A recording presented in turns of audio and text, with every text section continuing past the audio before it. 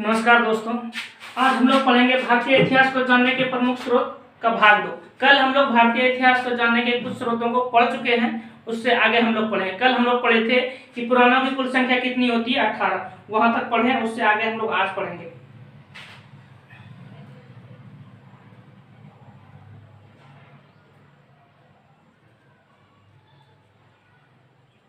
चलिए स्टार्ट करते हैं।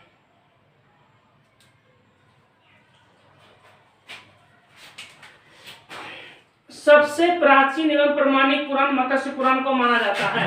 विष्णु पुराण का संबंध मौर्य वंश से, वायु पुराण का संबंध गुप्त वंश से और मत्स्य पुराण का संबंध सातवाहन वंश से संबंधित है। याद रहे, सबसे प्राचीन एवं प्रमाणिक पुराण मत्स्य पुराण को बोला जाता है। मत्स्य पुराण सातवाहन वंश से संबंधित है। यह सबसे प्राचीन एवं प्रमाणिक पुराण है। सबसे प्राचीन एवं प्रमाणिक स्मृति ग्रंथों में से मनु स्मृति को सबसे प्राचीन एवं प्रमाणिक माना जाता है। उसके बाद है बुद्ध के पूर्व जन्म की कहानी। बुद्ध के पूर्व जन्म की कहानी जातक में मिलता है। जैन साहित्य को आगम कहा जाता है। जैन साहित्य को आगम कहा जाता है। महावीर के जीवन कृत्यों का वर्णन भगवती सूत्र में मिलता है। महावीर के जीवन कृत्यों का वर्णन भगवती सूत्र में तथा इसके समकालीन जो भी व्यक्ति थे उसका भी वर्णन भगवती सूत्र में ही मिलता है। उसके बाद आते हैं अर्थशास्त्र। अर्थशास्त्र एक बुक है जिसका लेखक चाणक्य है। इसको 15 अधिकरणों में विभाजित किया गया है। अर्थशास्त्र से मौर्यकालीन विधि व्यवस्था, राजनीतिक व्यवस्था एवं सामाजिक व्यवस्था की जानकारी मिलती है। उसके बाद एक बुक है राजतरंगिणी। राजतरंगिणी के लेखक कल्हण है। इसके राजतरंगिणी के लेखक कल्हण है। राजतरंगिणी में कश्मीर के इतिहास का वर्णन मिलता है। उसके बाद है एक बुक है चचनामा। चचनामा के लेखक अली अहमद है। चचनामा में अरबों के सिंध विजय का विस्तृत वर्णन है। अरबों के सिंध विजय का विस्तृत वर्णन है। फिर एक बुक है अष्टाध्यायी। अष्टाध्यायी के लेखक पाणिनि है। इसमें यह बुक जो है संस्कृत व्याकरण पर आधारित है।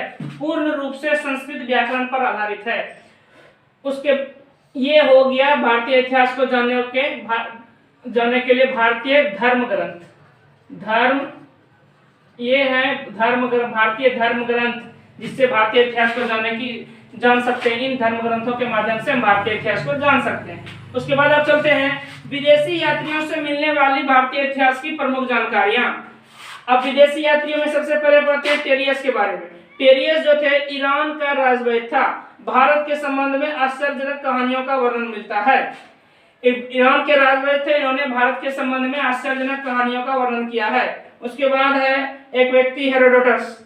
हेरोडोटस को इतिहास का पिता कहा जाता है। इन्होंने भी अपनी पुस्तक हिस्टोरिका में भारत एवं फारस के संबंधों का वर्णन किया है। चूंकि ये सुनने में आया ये अफवाहों पर आधारित है, लेकिन वर्णन मिलता है इसमें। उसके बाद है सिकंदर। सिकंदर के को तो जान ही रहे होंगे सभी। सिकंदर के समय में आने वाले लेखक थे निरियाकस, अनेर्सिटिकस, ऑस्ट्रोबुलस। इन्होंने अपने भारत आए तो भारत के संबंध में अपने अपने दृष्टिकोण से अपने बुक में लिखे।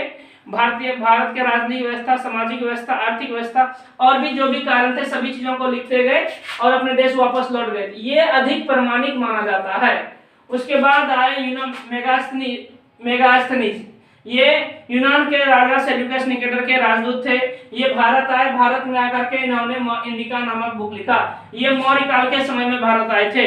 इन्होंने मौर्यकालीन इतिहास का अपने बुक में वर्णन किया है।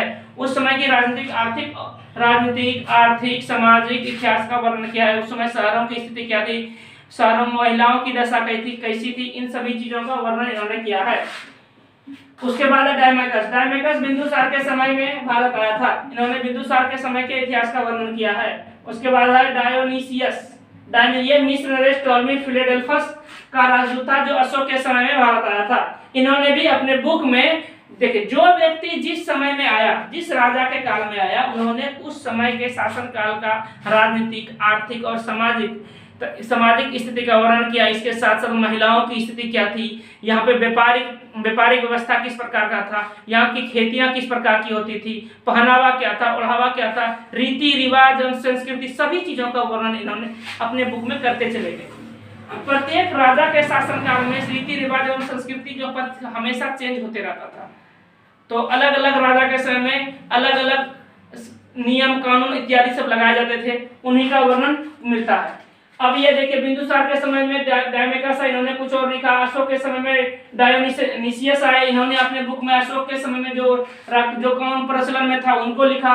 उसके बाद आए एक व्यक्ति टोलमी ने भारत का भूगोल नामक बुक लिखा। इन्होंने भारत का पूर्ण रूप से विस्तृत वर्णन किया है, काफी फेमस बुक है टोलमी के द्वारा रचित भारत का भूगोल। एक व्यक्ति फिर आए प्लिनी, इन्होंने नेचुरल हिस्ट्री नामक पुस्तक लिखा। नेचुरल हिस्ट्री, इन्होंने नेचुरल हिस्ट्री में भारतीय पेड़ पौधे पशु पक्षी इत्यादि का वर्णन मिलता है। विस्तार से इन्होंने भारत में मिलने वाले पेड़ पौधे एवं पशु पक्षियों औषधियों इत्यादि का वर्णन किया है। उसके बाद एक बुक है periplus of the Erythraean sea. Periplus of the Erythraean sea, इस पुस्तक के लेखक के बारे में कोई जानकारी नहीं है, लेकिन यह पता है कि लगभग 80 ईस्वी में करीब ये हिंद महासागर के पार आया था। इन्होंने भारतीय बंदरगाहों और बंदरगाहों पर व्यापार होने वाले सामग्री के बारे में वर्णन किया है इस बुक में। इसके बाद भी अनेक सारे विदेशी इतिहासकार या विदेशी यात्री भारत आए।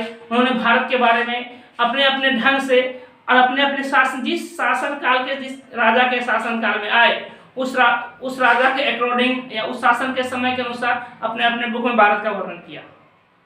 जैसे कि हाइयन आए, उस समय किसी और व्यक्ति का शासन था। वेंसंग आए, किसी और व्यक्ति का शासन था। इत सिंह, अल्बेरूनी, मार्को पोलो इत्यादि सभी भारत आए और सभी ने भारत के बारे में जिक्र किया। तो ये है यहाँ से हमको भारतीय इतिहास, ये सभी व्यक्ति है जिनके लेखनी ने भारतीय इतिहास की पूर्ण रूप से जानकारी दी है। ये है भारतीय इतिहास के विदेशी स्रोत, विदेशी यात्रियों द्वारा भारतीय इतिहास को जानने के स्रोत या भारतीय इतिहास को जानने का विदेशी स्रोत यही है। चलिए आज के लिए इतना ही रहने देते हैं, फिर पढ़ेंगे भाग 3 कल। आज के लिए इतना ही, धन्यवाद।